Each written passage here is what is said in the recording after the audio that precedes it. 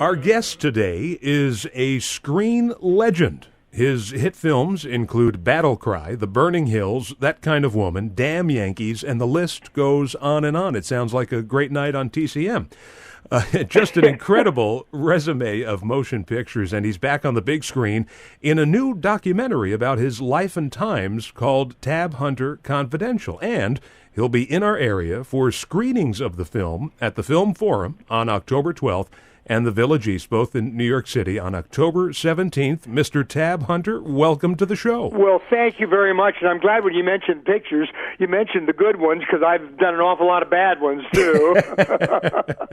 Well, there's so many classic films. You know, I was going to start off this interview by asking you if you had aspirations as a young boy of becoming an actor, but I just learned the other day that you joined the Coast Guard at, what, 14? 15 and a half. I lied about my age and went in the Coast Guard, and about a year later they found out I was underage and kicked me out.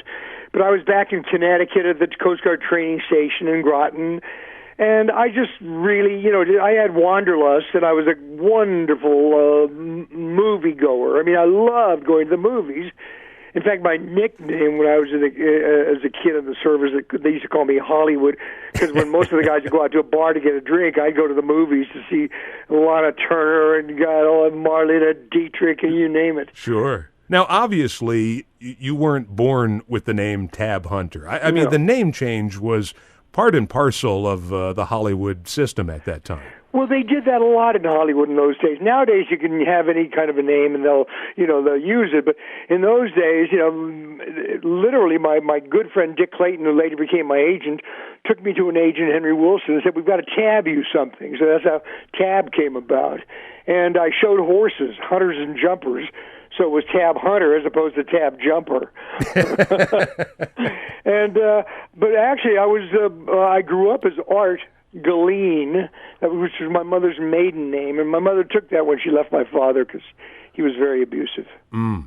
Now, your first film was Island of Desire. That's 1952, opposite Linda Darnell. Correct. Now, she might not be as well remembered today, unfortunately, but at that time... Oh, she was a huge star. A major star. I would think you coming into your very first picture and working opposite a star of that caliber...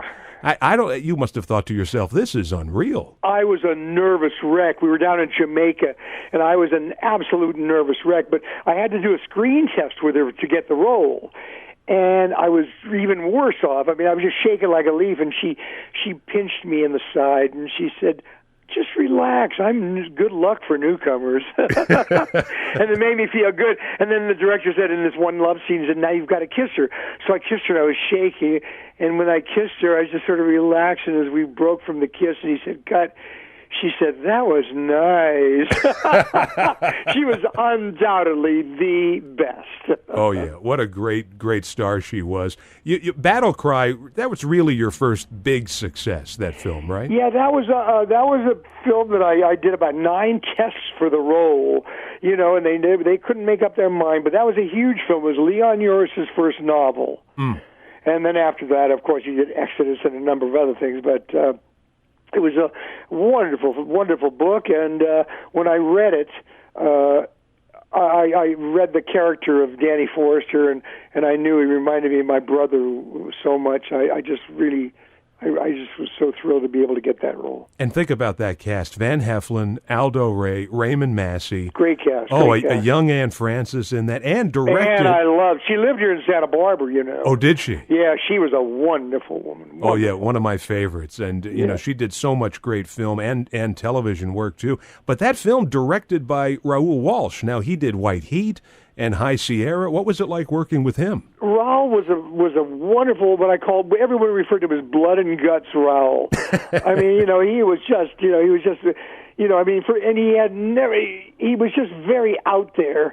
Like I'm doing a really touching scene with my girlfriend on the telephone. Mm-hmm. And in the middle of the scene, he talked like those silent directors.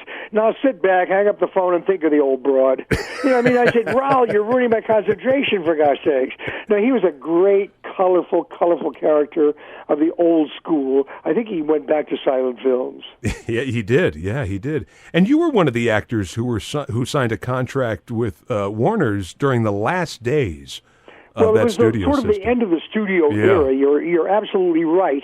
For Battle Cry, I made all these tests, then they went back to New York and they tested Paul Newman and Jimmy Dean, and a lot of people. They came back, and they signed me to an option. And then with the success of Battle Cry and one other film, then they exercised the option and put me under contract. But it was the end of the studio era, really, supposedly, of studio contracts. Yeah, I think around 65 or so, it's really over at that point. Yeah, because the studios didn't know where they were going. They were selling off their private theaters all around the country. Right. TV was coming in a big way. The influx of European films made a major impact on the filmmakers, and they were in a big flux. They didn't know which way to go. Now, but that must have been like attending the coolest college on earth because, Jimmy Dean, Natalie Wood, you're all around the same age at that time. Well, Natalie was very young. She was like my kid sister. I mean, I love Nat. She started out as very, very young as a child star. I interviewed an actress years ago who worked at MGM, Janet Waldo, who went into voice acting. And she said she would be walking down the halls at MGM and somebody like Clark Gable would be walking in her direction. And she would run and hide in the ladies' rooms because she didn't know how to speak to some of these people. I was starstruck, too. I mean, my gosh, I'd see, these fabulous actors and actresses, Humphrey Bogart. When Betty Davis and I had a conversation with her, later I had to pinch myself. God, that was Betty Davis I was talking to. But, you became a big star, too, Well, it's an awful lot of hoopla. Movies are that, but at least they knew how to make really good movies. Oh, they do. That's why I'm fascinated by that studio system. Now, I think it's fair to say they typed you. They do. They build you into what they think you should be, right. Or what they their concept of you. Absolutely, and they labeled me the all-American boy. People hang labels on you all the time. Oh, she's like this. Oh, he's like that. And the first line of my book was, "I hate labels," because it's true. Everybody labels people, and really, what's more important is, yes, we're all labeled, but we're really human beings, so let's consider that. What kind of a human being are you? That's what's important. Absolutely. Did you ever go to the studio heads and say, I could play a villain, twirl the mustache, the whole bit? Well, Warner Brothers were all in this position where they just didn't know what they were going to be doing next. My best work came through live television, where right. I did play a heavy in a couple of shows. The first Playhouse 90, another one later, and because of that, I was able to do a loan out to Columbia, where I did Gunman's Walk, which was a wonderful, wonderful role where I played a heavy. But movies would want to put you in a slot, right? And it was awfully hard to break out of that slot. Now, live television, that must have been just incredible. What a rush. I'm really glad you mentioned that because I think it was the best of it all. If you're doing a play on Broadway or a play anywhere in the country, you can always, if you feel like you've done a lousy performance, you go, thank God there's tomorrow night. Or if you do a movie, you can say, can we cut, and can I do that again, please? I started off on the wrong foot or something. But when you do live TV, bingo, the two red lights go on, and that's it, and you better be on your game. Yeah. And some of those are out on, DVD, some of those shows. They saved some of them. Oh, I didn't know that. I know that the Playhouse 90s were wonderful. They were great opportunities for actors. Before we start to run out of time here, I have to ask you about your singing career. Oh. Now you can sing. I mean, you sound great on those records, but was that something that you wanted to do, or was that mandated by the studio? No, actually, it wasn't a studio thing. In fact, what happened was Natalie and I were on a tour for the Burning Hills in Chicago, and there was a huge DJ there. And he said, I was just singing, just because we were out on his boat, and it was really a nice, relaxing day. And he said, "You've got a good voice. Did you ever think of recording it?" And I said, "Well, I used to sing in the choir, and I sound not too bad in the shower." And he said, "Can I talk to Randy Wood at Dot Records about you?" So I said, "Yeah, fine."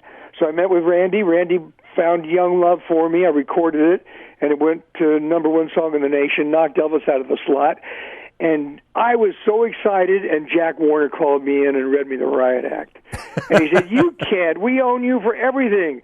I said, "But Mr. Warner, you don't have a recording company." He said, "Well, we do now." And they started Warner Brothers Records. Wow. And now Warner Brothers owns everything. No kidding. This movie, Tab Hunter Confidential, this is sort of the film version of your autobiography from some years ago, isn't it? In many respects it is, yes. Alan, my partner Alan, said, "I want to do the documentary." But we've interspiced it with a lot of the people of the era when I was doing films, like Debbie Reynolds, sure, Clint Eastwood, Terry Moore, Bob Wagner, people that were a part of my life in some degree, and some more than others. And I just think it's all about a journey, and we're all on a journey. Sure. And the film is, it's your life story, your career, the sexual politics of the time. And absolutely. Is it difficult for you, because you strike me as a private person, to sit there in a seat and watch your whole life unfold on screen? Well, it's very difficult. It was difficult to do the book, and it was more difficult even to do the documentary. But I figured, look, that is the journey. We're all on it. And it's all about our growth, mental, physical, and #1, spiritual. And I think the growth that we have, we can't discard. We have to accept it and know and have a direction. We can't just let it all happen. It's very tough when you're a young person, as I was then, and if it can help some young people that are having problems throughout their life, if it's just a grain there, more power to it. Once again, October 12th at the Film Forum, October 17th at the Village East in New York City, and Mr. Tab Hunter has a website that is just gangbusters. I mean, you got everything on there. You want to find out if he's going to be in your area, that would be the place to go, and that's tabhunter.com. Sir, I appreciate your time to spend with us, and I hope that the occasion rises where sometime you're in the area again and we can continue this. Well, thank you very much. I really, really appreciate this. I really do. And have a great rest of your day. Oh, same to you. Thank you very much.